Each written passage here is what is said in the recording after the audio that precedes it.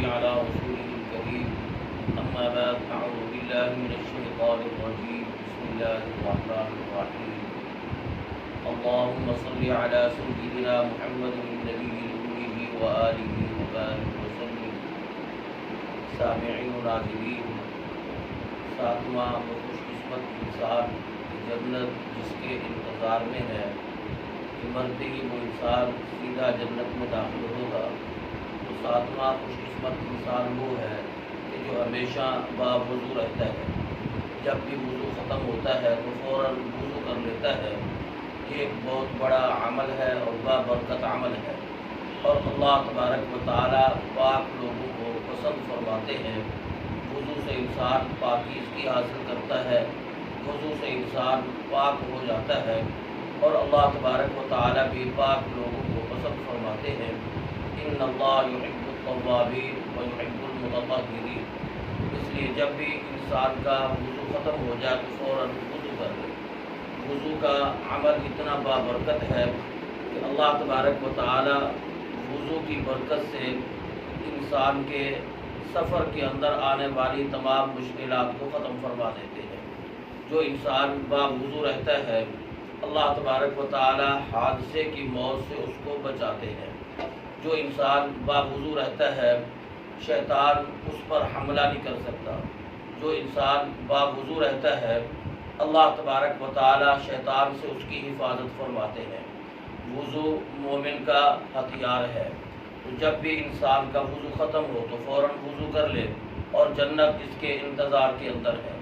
یہی وجہ تھی کہ اللہ تبارک و تعالیٰ کے ہاں یہ عمل اتنا پسند آیا کہ نبی کریم صلی اللہ علیہ وسلم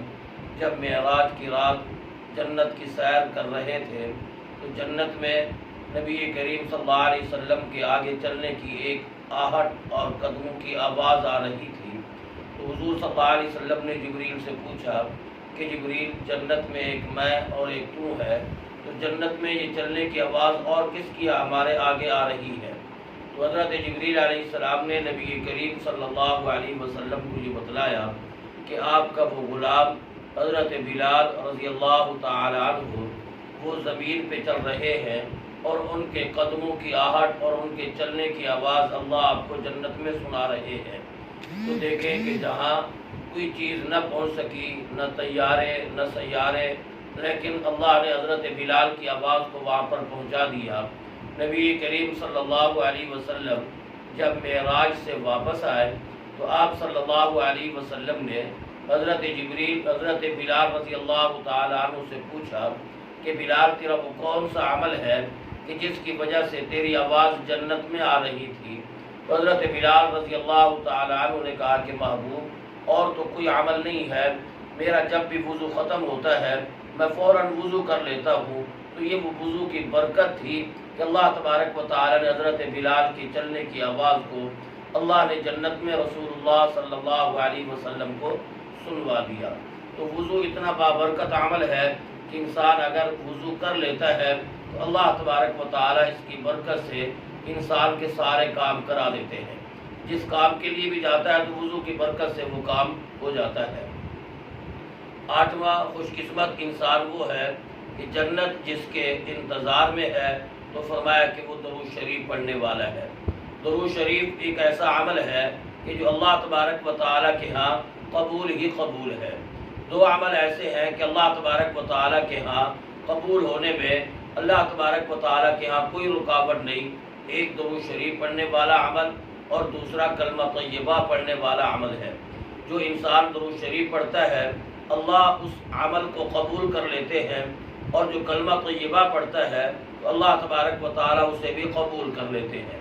اگر انسان چاہتا ہے کہ رسول اللہ صلی اللہ علیہ وسلم کے ساتھ مجھے محبت ہو جائے، انسان چاہتا ہے کہ مجھے نبی کریم صلی اللہ علیہ وسلم کا قیامت کے دن قرب حاصل ہو، اگر انسان چاہتا ہے قیامت کے دن رسول اللہ صلی اللہ علیہ وسلم کی شفاعت مل جائے، اگر انسان چاہتا ہے قیامت کے دن نبی کریم صلی اللہ علیہ وسلم کے جھنڈے کے نیچے مجھے جگہ مل جائے، اگر انسان چاہتا ہے کہ قیامت کے دن حضور علیہ السلام کے ہاتھوں مبارک سے حوض کوثر کا پانی نصیب ہو جائے، اگر انسان چاہتا ہے کہ قیامت کے دن نبی کریم صلی اللہ علیہ وسلم کے ساتھ میرا جنت میں داخلہ ہو جائے، اللہ کے نبی کی معیت میں جنت میں چلا جاؤں، تو پھر اسے چاہیے کہ وہ نبی کریم صلی اللہ علیہ وسلم کی ذات اقدس پہ درود شریف پڑھے۔ تو یہ درود شریف پڑھنا ایک ایسا عمل ہے کہ اللہ تبارک و تعالی اس عمل کو قبول فرماتے ہیں۔ ہماری اور عبادت میں قبول ہونے میں انسان کو تردد ہوتا ہے، فکر رہتی ہے کہ پتہ نہیں قبول ہوئی ہے کہ نہیں، نماز کے قبول ہونے میں اور دوسری عبادت کے قبول ہونے میں۔ لیکن درود شریف ایک ایسا عمل ہے کہ جیسے ہی انسان پڑھتا ہے اللہ تبارک و تعالیٰ اسے قبول فرما لیتے ہیں۔ پھر اہل سنہ والجماعت کا یہ عقیدہ ہے کہ اگر انسان یہاں درود شریف پڑھے تو اللہ تبارک و تعالیٰ فرشتوں کے ذریعے سے رسول اللہ صلی اللہ علیہ وسلم تک روضہ اقدس میں انسان کا پڑھا ہوا درود شریف صلاۃ والسلام اللہ تبارک و تعالیٰ پہنچاتے ہیں۔ اگر انسان وہاں جا کے پڑھتا ہے تو اللہ تبارک و تعالیٰ کے محبوب اس کا درود شریف سنتے بھی ہیں اور اس کا سلام کا جواب بھی ارشاد فرماتے ہیں۔ درود شریف کے بہت سارے فضائل ہیں، تو ان میں سے ایک واقعہ یہ بھی آتا ہے کہ ایک اللہ والے تھے، وہ سفر کر رہے تھے اور وہ نیک آدمی سارا دن لوگوں کو دین کی دعوت دیتے تھے، اللہ کی طرف بلاتے تھے، نماز کی دعوت، قرآن کی دعوت، ذکر کی دعوت، ہمیشہ وہ دین کا کام ہی کرتے رہتے تھے۔ سفر پہ جا رہے تھے، راستے کے اندر انہوں نے فجر کی نماز بھی پڑھ لی، ظہر کی نماز بھی پڑھی، عصر کی نماز کا وقت ہوا تو ایک ایسی مسجد میں پہنچے کہ جہاں پانی کا انتظام نہیں تھا۔ بچے باہر کھیل رہے تھے تو انہوں نے بچوں سے پوچھا کہ مجھے پانی کی ضرورت ہے، میں نے عصر کی نماز پڑھنی ہے، تو بچوں نے کوئی توجہ نہ دی۔ تو مسجد کے ساتھ ہی ایک کنواں تھا جس کا پانی بہت گہرا تھا، تو انہوں نے پانی نکالنے کے لیے ان کے پاس کوئی انتظام نہیں تھا، کوئی ڈول وغیرہ نہیں تھا۔ تو بچے جو کھیل رہے تھے پھر ان سے کہا کہ مجھے پانی کی ضرورت ہے۔ تو ایک چھوٹی سی بچی جس کی عمر تقریباً 7 یا 8 سال کی تھی، اور وہ دوڑتی ہوئی آئی اور اس اللہ والے سے پوچھا کہ تمہاری کیا ضرورت ہے؟ انہوں نے کہا کہ مجھے پانی کی ضرورت ہے، میں نے وضو کرنا ہے اور عصر کی نماز پڑھنی ہے۔ تو اس 7-8 سال کی بچی نے اپنا لعاب نکالا اور اپنی انگلی پہ رکھ کے اس کو کنویں کے اندر ڈالا، اور جو ہی وہ لعاب کنویں کے اندر گیا تو کنویں کا پانی کنویں کی منڈیر تک اوپر آ گیا۔ وہ اللہ والے بڑے حیران پریشان تھے۔ انہوں نے اس بچی سے کہا کہ تو عالمہ ہے، قاریہ ہے، حافظہ ہے، کیا ہے کہ جس کی وجہ سے کہ یہ تیرے لعاب ڈالنے سے پانی کنویں کی منڈیر تک آ گیا ہے؟ تو اس بچی نے کہا کہ میری عمر تو دیکھیں کہ 7-8 سال کی میری عمر ہے، تو اس عمر میں میں کیا علم حاصل کر سکتی ہوں؟ لیکن اس بچی نے کہا کہ ایک بات ہے کہ جب سے میں نے ہوش سنبھالا ہے،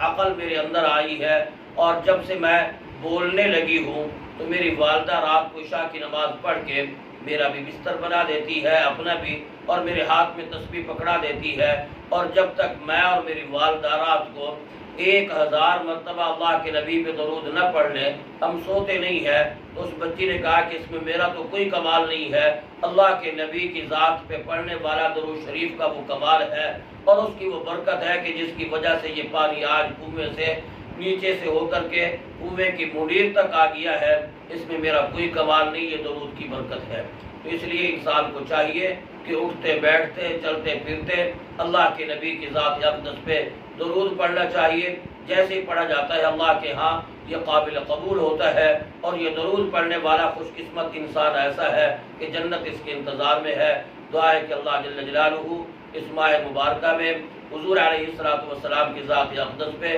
ہم سب کو زیادہ سے زیادہ درود شریف پڑھنے کی توفیق عطا فرمائے۔ وما علینا الا البلاغ۔